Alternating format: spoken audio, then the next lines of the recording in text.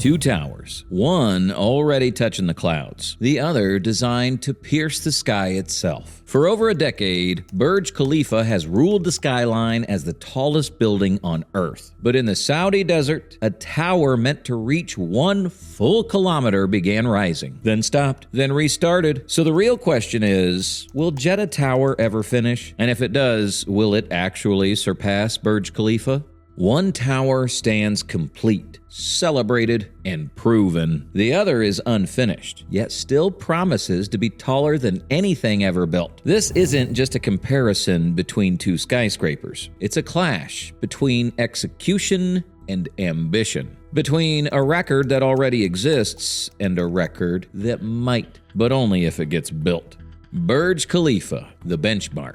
Burj Khalifa is the tallest structure ever built by humans. It rises 828 meters into the sky, with 163 occupied floors above ground in Dubai, United Arab Emirates. But Burj Khalifa didn't earn its crown with height alone. It earned it through discipline. Its design uses a buttressed core structural system, 3 wings arranged around a central core, each reinforcing the others like a tripod. As the building rises, those wings step back in a spiraling pattern. Those setbacks aren't aesthetic flourishes. They disrupt wind vortices. Instead of allowing wind to build up rhythm and force, the shifting profile confuses airflow, preventing consistent pressure patterns from forming. The tower doesn't overpower physics, it works with it. Construction began in 2004. The structure topped out in 2009. It officially opened in 2010. For a project of this scale, that timeline was remarkably controlled. Financing remained stable, contractors stayed aligned, engineering plans didn't collapse mid-build. There were no decade-long pauses, no major structural redesigns after foundation work began. Burj Khalifa didn't just aim high, it executed. And that's why, more than 15 years later, it stands alone. Not just as the tallest building in the world, but as the benchmark every megatower must beat. Because to take the crown, you don't just need to build taller. You need to finish. Jeddah Tower, the challenger.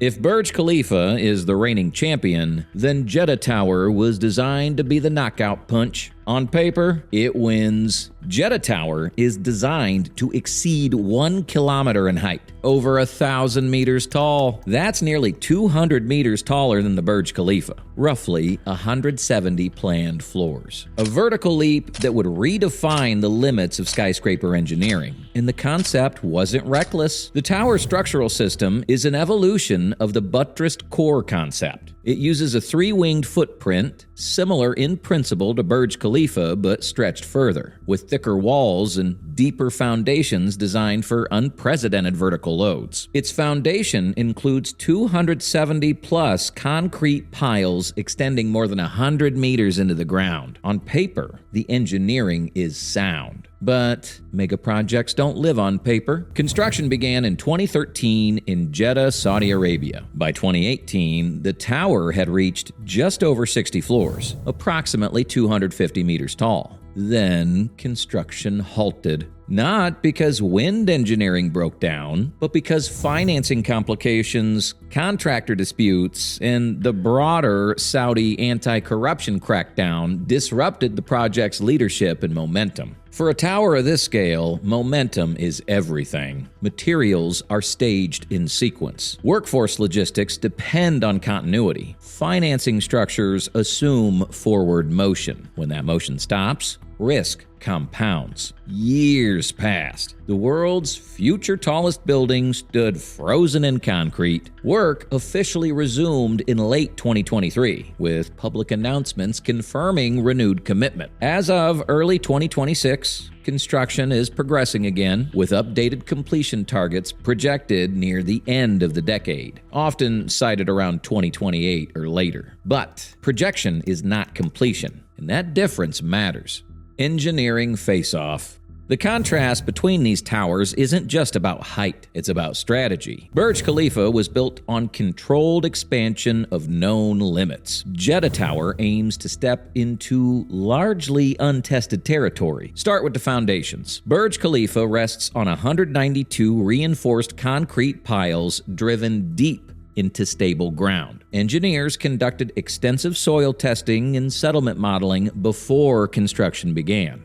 Jeddah Tower goes deeper. Its piles exceed 100 meters in length and are designed to support loads no building has previously carried. In pure foundation depth and load planning, Jeddah Tower pushes further. Then there's wind. Burj Khalifa's spiraling setbacks were specifically developed through wind tunnel testing to prevent vortex synchronization. Its shape changes repeatedly as it rises, preventing wind from locking into a uniform profile. Jeddah Tower takes a different approach. Its tapered, streamlined form narrows consistently toward the top, reducing cross-sectional area at higher elevations. But at 1 kilometer tall, wind behavior enters ranges we have limited real-world data for. Burj Khalifa managed risk. Jeddah Tower expands it. Even vertical transportation reflects that contrast. Burj Khalifa uses proven double-deck elevator systems with segmented travel zones to manage cable weight and efficiency. Jeddah Tower requires elevators capable of traveling farther than any in history. That involves advanced cable materials, new braking systems, and extreme pressure management at high altitudes. It's not science fiction, but it is engineering at the edge. The budget reality.